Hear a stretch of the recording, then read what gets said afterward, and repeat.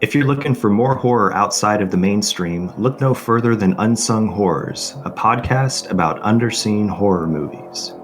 I'm Lance. And I'm Erica. Every other week, we'll cover a horror movie with fewer than 1,000 views on Letterboxd. We'll even give you double feature recommendations to pair with the movies we discuss. From gothic to shot on video, from slashers to comedies, from giallo to J-horror, we'll cover all the subgenres. So join us as we unearth these hidden gems of horror. Follow us on Instagram, Twitter, and Facebook, all at Unsung Horrors, available wherever you listen to podcasts. And part of the Someone's Favorite Productions podcast network.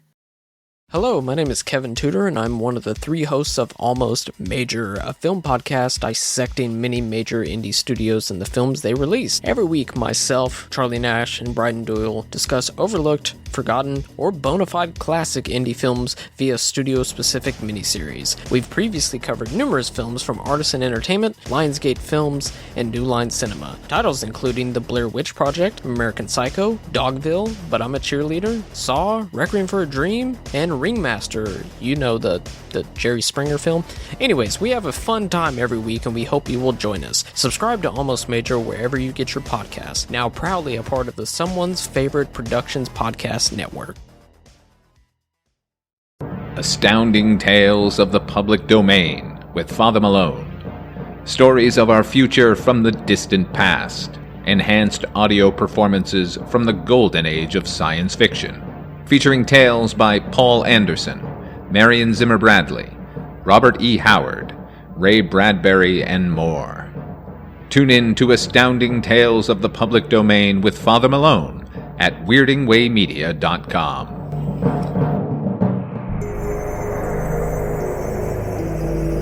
Weirding Way Media.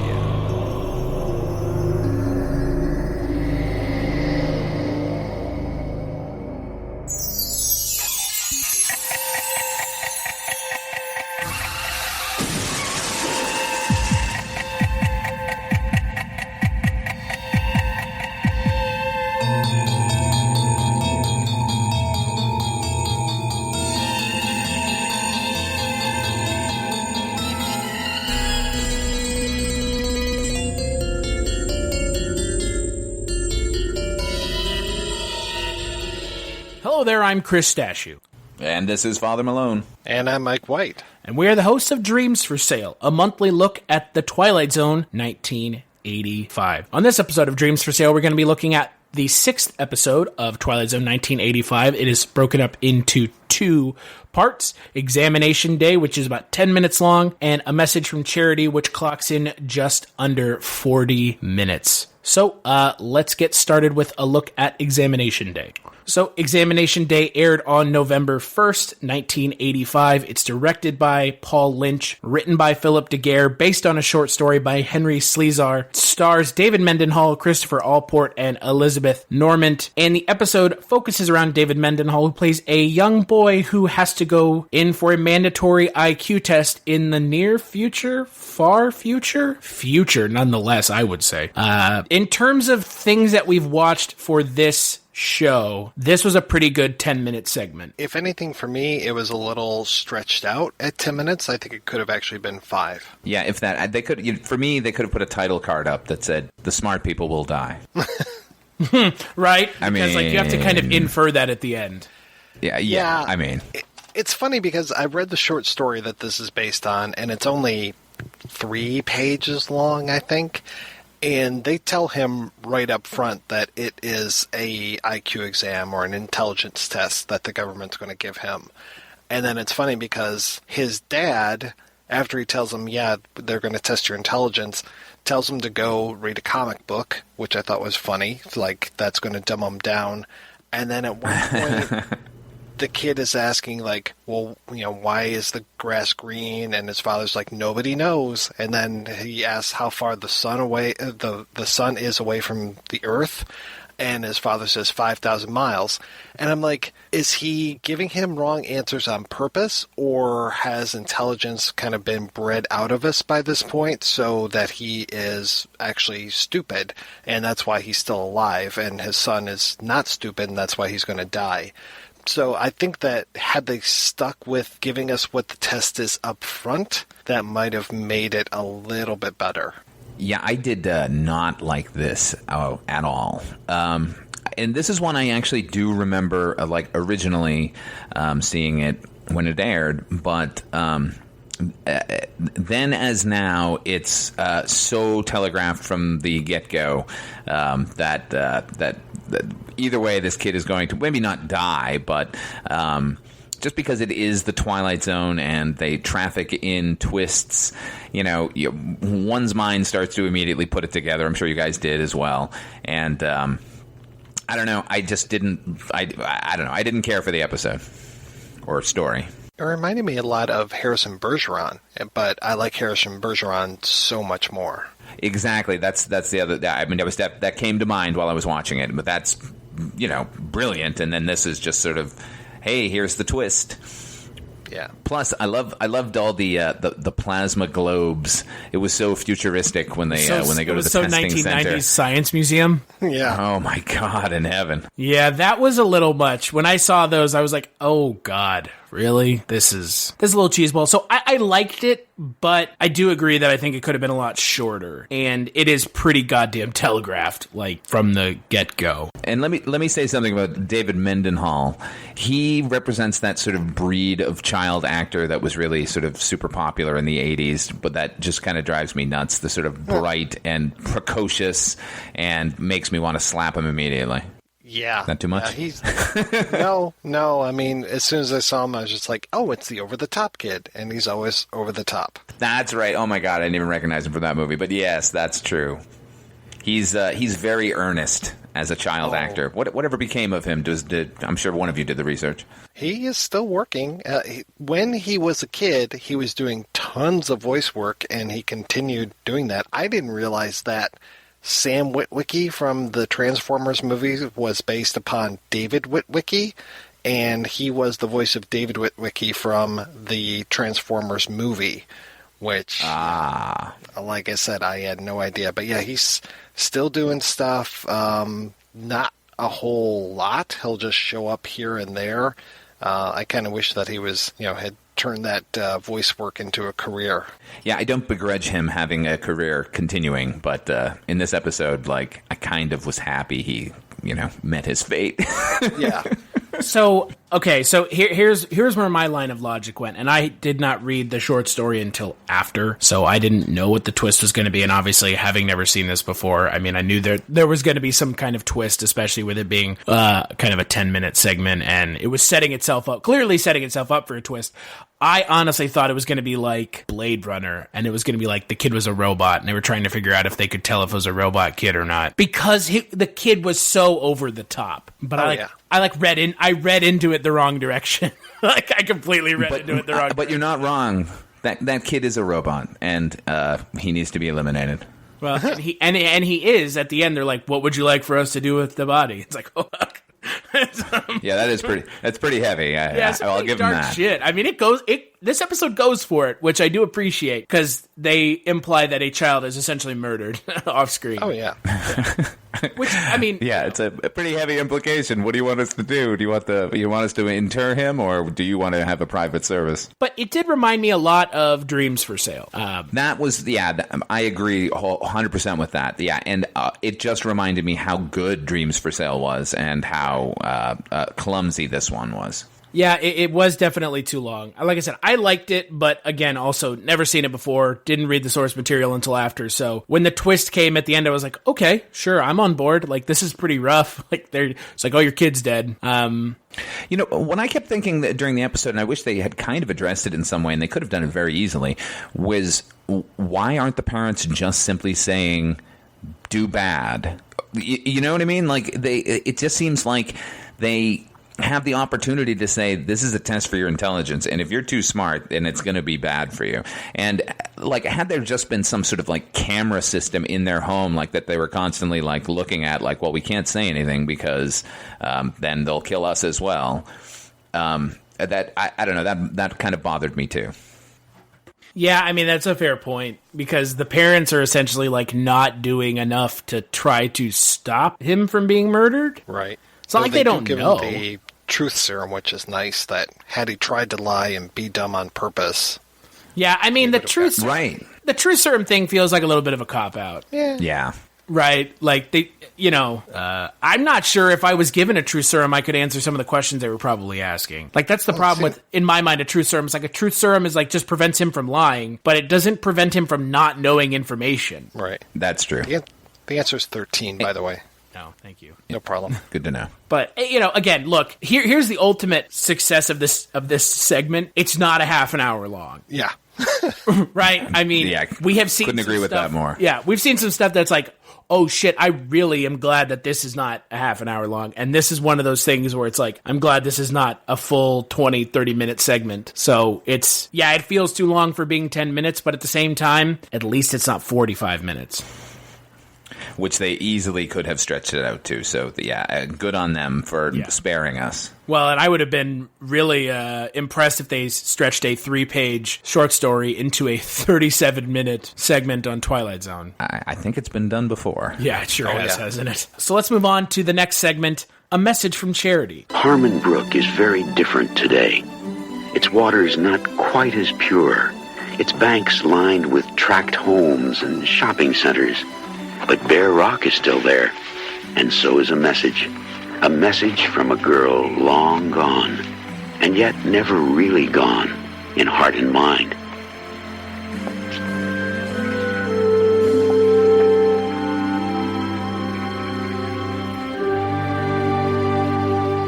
A last remembrance of friendship and first love, a love that will live only and always in the Twilight Zone.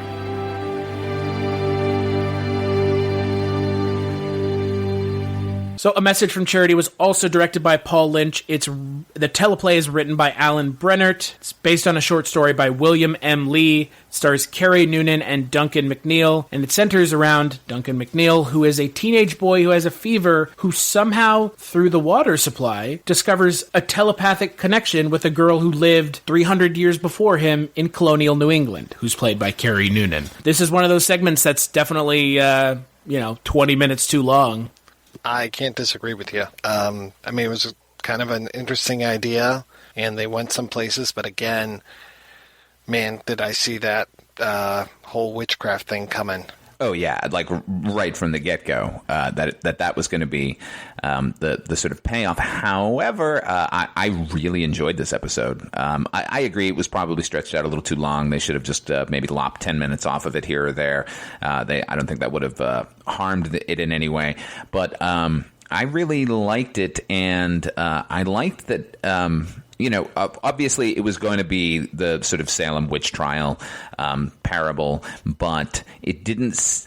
I thought that the twist that it actually ends up being okay for everyone was very welcome.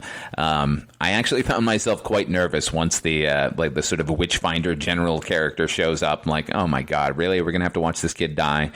I don't know. Overall, I really liked it, and I liked the performances in it as well. And I thought Alan Brennan's script was actually pretty good. Obviously, when you start dealing with language like mayhap and ye and air, it can be a bit trying for the ears. But I still think there was a consistency there that I appreciated. No, I think it's one of these segments that, like Mike said, it's a lot better in theory and in execution. It's look, you could have taken 10, 15 minutes out of this and put another segment in this episode. And I don't think that the story of A Message from Charity would have been any worse for the wear. And then the ending feels like it goes on for a minute too long, and it easily went on too long. Yeah, like it's way too, for what it is, it's way too long. Yeah, what troubled me was that they... Do you love movies? So do I. What's up, y'all? It's KB, and I love movies, inviting you to listen to The Conversation, a film podcast where passion meets perspective and opinion. From the old school to the new, I invite a guest on to discuss the movies that thrill us, challenge us, break our hearts, or even blow our minds. There's always new episodes dropping wherever you get your podcasts. So join the conversation. We don't just watch movies. We love talking about them too. The Conversation with KB Loves Movies, a part of Someone's Favorite Productions podcast network. have this connection that they don't understand and they have no control over, and then she kind of just makes a decision like, okay, that's it, I'm not going to do this anymore. Like, well, you could have done that from the beginning then, and probably would have been no worse for wear. So, and then I thought it was super weird to have the Twilight Zone narrator actually narrating and like giving us plot points instead of just sort of wrapping it up.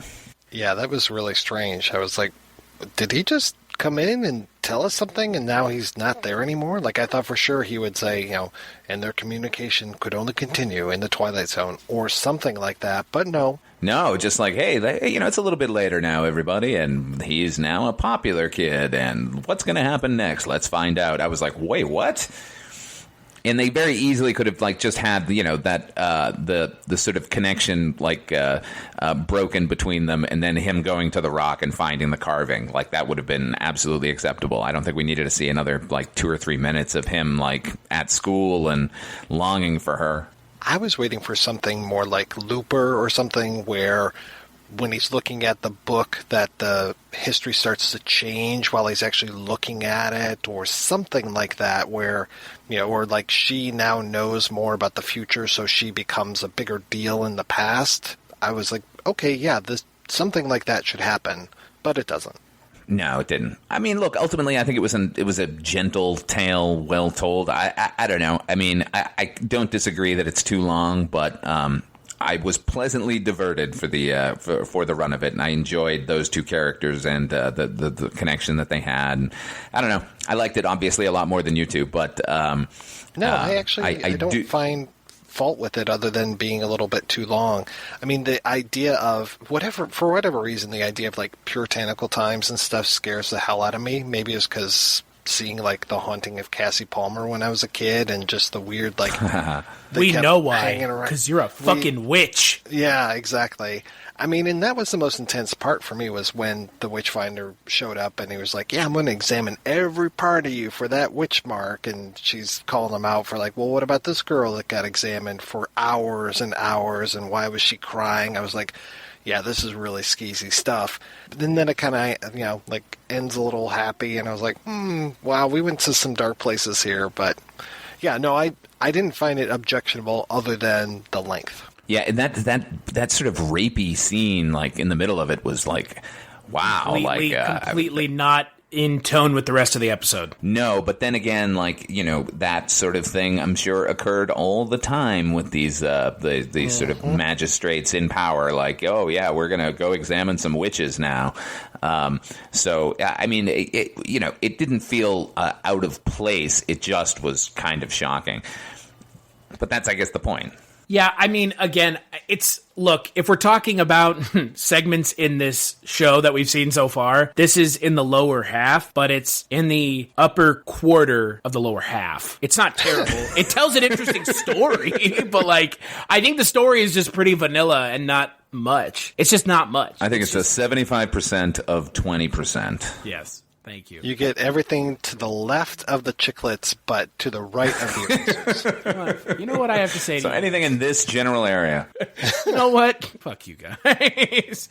All I'm saying is it's okay, not great. It's not but bad better as, than better than some we've seen, yeah. Yeah, it's not Oh as my bad god, as or that little kid lost. Holy Jesus. Or if she dies, at least a message from Charity tells a coherent, well thought out story. It's a little vanilla, but at least there's a rising action and a falling action, and everything in between makes sense, unlike some of the other ones we've seen where it's just like, we're just going to throw everything at the screen and see what happens. And one thing that I really did like is when the witch finders show up, that James Cromwell's father's character is just like, no, I'm not letting you touch her, get the hell out of here, and then like has a full-on fight with them, because that's part and parcel with the sort of like a witch tale where everyone turns on you. So that was kind of pleasant that nice. He was defending her.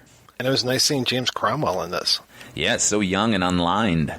Yeah. I mean, James Cromwell's great, though, in everything I've seen him in. So, it was, I was more surprised that he was in it, Mm-hmm. Yeah, as soon as he started to talk, I was like, that's James Cromwell? Oh, my God. Yeah. It brings some gravitas to the episode. Yeah. And he makes the dialogue seem natural, whereas sometimes it felt like Carrie Noonan was kind of stumbling with her thing. It felt a little bit sometimes like she had re-looped all of her dialogue. That was that's just a feeling I had while I was watching it. What I liked about the episode the most is when the kid is eating food so that she can taste it. Yeah, that was pretty unusual. I liked that. That was a really interesting stylistic choice. Like, that's a weird thing to, like, focus on. Like, oh, you think that tastes good? Ooh, you ain't seen nothing yet. I'm going to gain 30 pounds and show you a good time. Yeah, I'm going to eat all this chocolate ice cream. Yeah, they did that slow pan across all of the junk food. I'm like, how is this kid still eating at this point? Like, shouldn't he be just doubled over? Barfing his brains out. She happened to connect with Joey Chestnut, and he ate 50 hot dogs for her.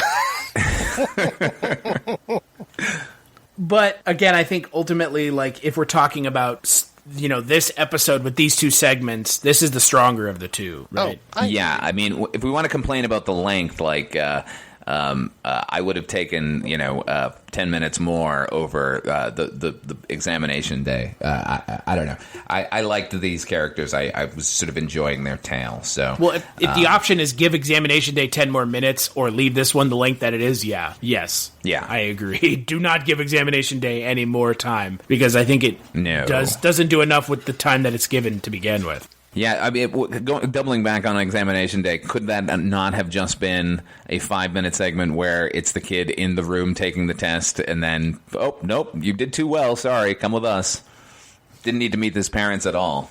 I mean, have we had a segment that's shorter than 10 minutes? Isn't 10 minutes like the shortest that they go? Yeah, I think so. Like, how long was Children's Zoo? Probably around the same length. Yeah. Yeah, it seems about right. I mean, I can't imagine that they would go any shorter than 10 minutes. Like, I don't know how you tell a coherent, like, story in 5 minutes. Well, there's probably a minimum between commercial breaks, too. Exactly. Right. But, yeah, this is definitely, like, last couple episodes we've seen, episode 4 and episode 5 were not great. And this one seems to be going back in the right direction a little bit. Yes, but I think our next episode will include a kind of a ponderous one. Well, Alan Smithy directed one of the segments for the next episode. I was about to say, doesn't that always just give off the reek of quality when someone refuses to put their name on it? Is it the Paladin of the Lost Hour episode? Yep. Yes, it is. Oh, okay, there you go. Danny fucking K. Yeah. I thought you were going to go for Danny Bonaducci. Danny Bonaduce? No. Marked improvement over some of the ones we've already seen. I would recommend this one. Gods. Yeah. Mm-hmm. At least the characters in this one have a name.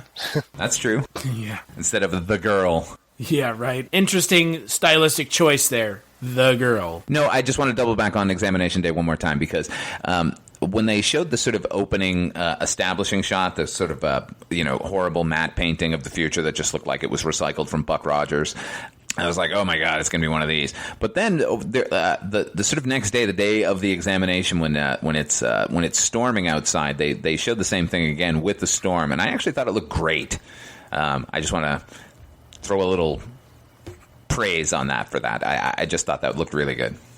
Apropos of nothing, guys. I mean, it looked better than, like you said, the first time they showed it. Yeah, which just looked like, ugh. The thing that does disappoint me a little bit is that Alan Brenner, this is his second episode that he's written, and it is definitely not as good as his first one, and I don't think anything will live up to his first one that he's written for the show, that we've seen so far. Because he wrote Shatterday, the teleplay.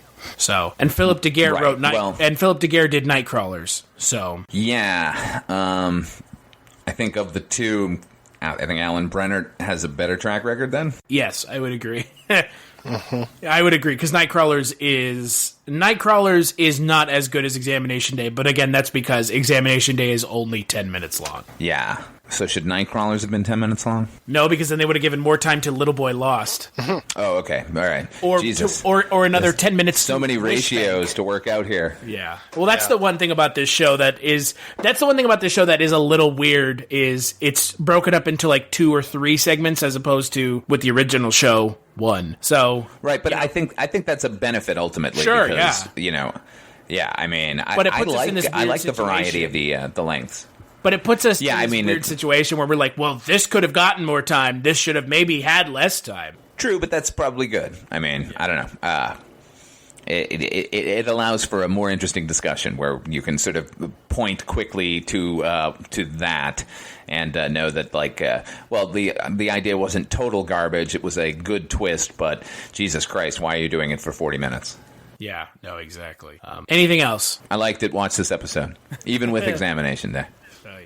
Even with you not liking Examination Day, watch it. Yeah, I mean, you know what? Maybe somebody wouldn't have any idea what was about to happen in Examination Day, and it could twist their mind a little bit. So, yeah, I mean, it's not a poor idea for a dystopian future that they're killing all the smart people, but I don't know, it was just handled kind of poorly, and that kid, oh boy, that kid. Just really don't like the kid. Oh, no, not at all.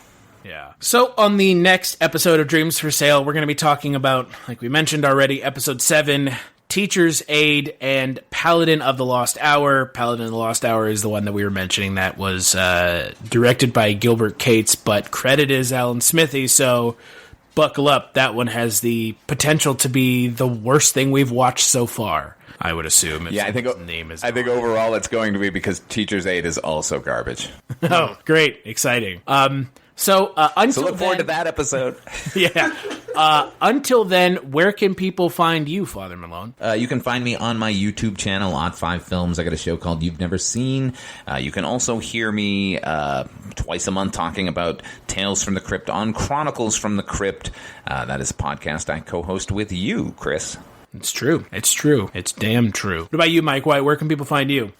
Well, when you're not hearing me here, you can also hear me with my Chris Stachiw podcast, which is Kolchak Tapes, where we talk about the Night Stalker, Carl Kolchak, available at kolchaktapes.com. And you can also hear me over at The Projection Booth, which is available at projectionboothpodcast.com. And you can hear me on my Chris Stachiw podcast over at culturecast.com, where I talk about movies. Yes, not TV, because that's like everything else that I talk about pretty much. So, yeah, culturecast.com. If you want to check out more Twilight Zone 1985 Dreams for Sale episodes, head on over to twilightzone85.com, where you can find the rest of the episodes for the show. Big thanks, as always, to Roxy Drive and Neutron Dreams for the intro-outro music.